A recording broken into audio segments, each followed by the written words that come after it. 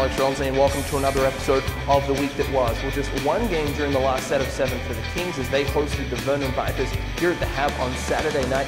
But prior to the game, a wonderful and beautiful pre-game tribute to Joe Mastrodonato as his name was hung to the rafters here at the Hab as a builder of Powell River Kings hockey. Congratulations, Joe. It's difficult to think of anyone more deserving of that honor.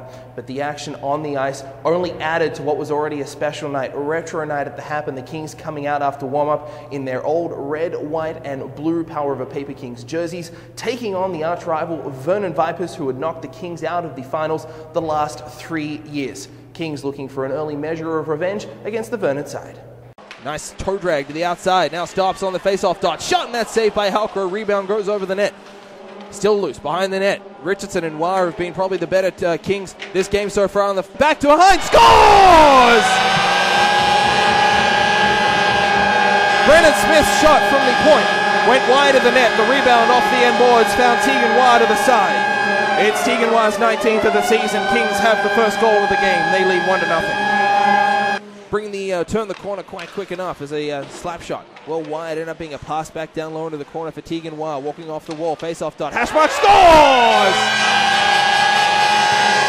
Tegan Wire's second of the game as he walks off the wall and fires one right in the low slot on the edge of the face-off circle.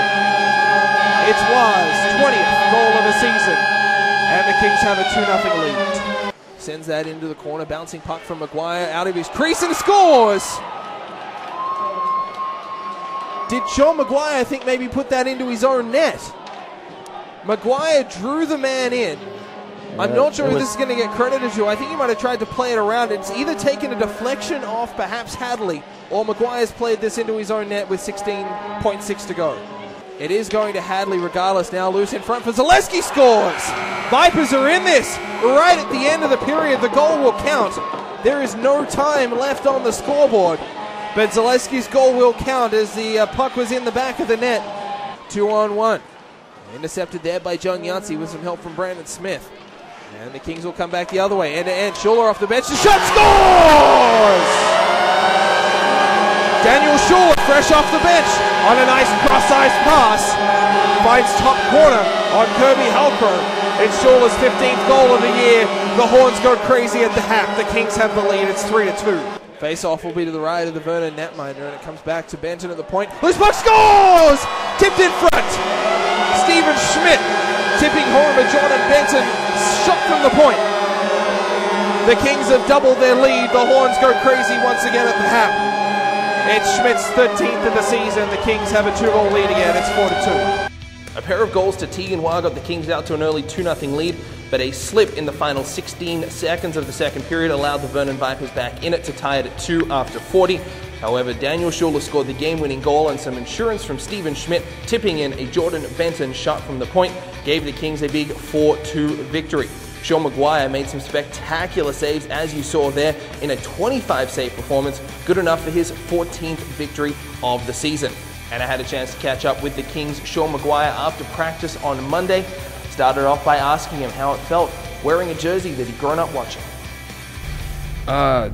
It's a great feeling being able to wear that jersey for my town, I guess, and the history behind it. It's really inspirational, I guess. It was really great to have that jersey worn this weekend.